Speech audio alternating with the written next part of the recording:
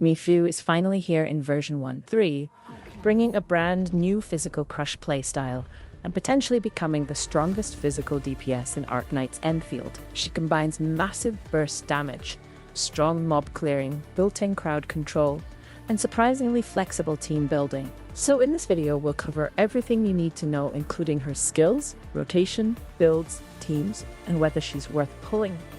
Before we continue, let me quickly tell you about Loot Bar. Loot Bar is a gaming platform where you can top up packs with up to 12% discount. If you want to buy Ori geometry packs and save some money, you might want to check it out. The delivery is very fast. Most purchases arrive within a few minutes. Loot Bar is trusted by many players. It has thousands of positive reviews and a very high score on Trustpilot.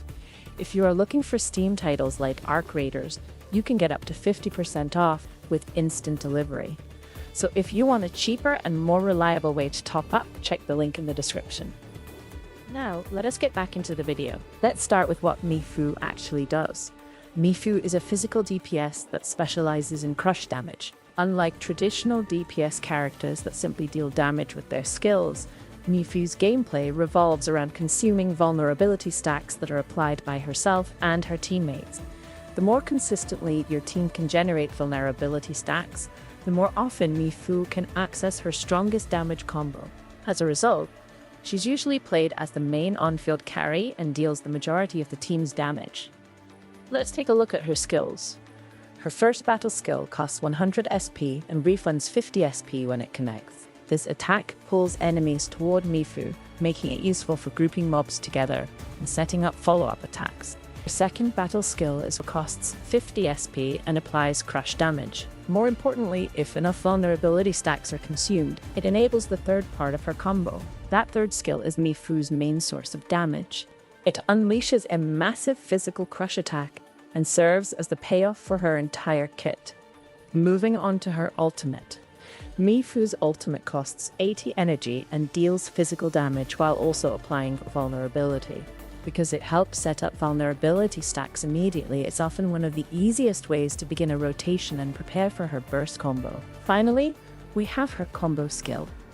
When an enemy reaches 3 or more vulnerability stacks, Mifu's combo skill becomes available. Activating it applies physical susceptibility to the target and enables her primary damage window.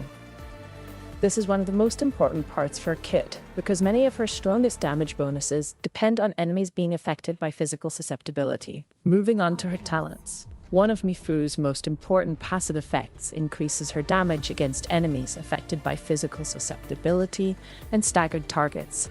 Since her combo skill always applies physical susceptibility, this naturally fits into her standard gameplay loop. She also gains a defensive utility effect through her combo skill.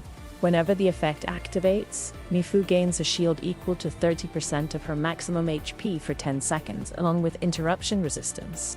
For skill priority, level the combo skill first, followed by battle skill, and then ultimate.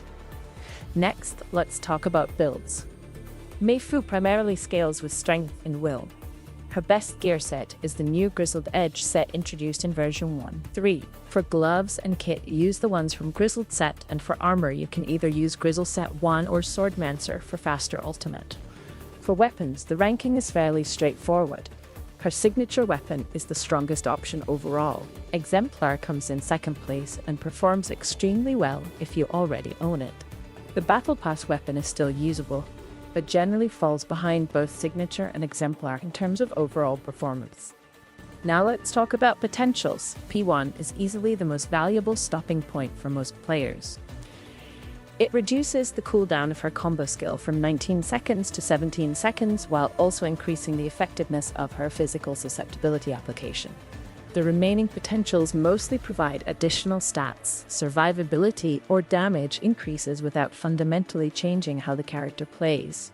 As a result, P1 offers the best value for investment. Finally, let's look at teams. Most important teammate is Chen. Chen provides some of the easiest and most reliable vulnerability application in the game, making Mifu's rotation significantly smoother. For a pure physical team, a common setup is Mifu, Chen, Yifang, and Pog. This composition focuses entirely on maximizing physical damage while maintaining consistent vulnerability generation. The rotation is as follows. If you want to run the physical heat hybrid composition, Mifu pairs exceptionally well with Rossi. A typical setup would be Rossi, 8 Kui, alongside either Chen or Pog. The rotation is like this. The good news is that Mifu isn't locked into a single team archetype. As long as your team can consistently generate vulnerability stacks, she can function effectively in a wide variety of compositions. So, is Mifu worth pulling? If you're building physical teams, absolutely. She delivers excellent burst damage, strong boss performance, useful crowd control, and flexible team-building options. More importantly, she gives physical teams a modern carry that can comfortably compete with the strongest damage dealers currently available. If you've been waiting for a dedicated physical DPS, Mifu is likely one of the safest pulls in version 1.3. Let me know whether you're pulling from Mifu, and subscribe for more Arknights Endfield guides, builds, and update coverage.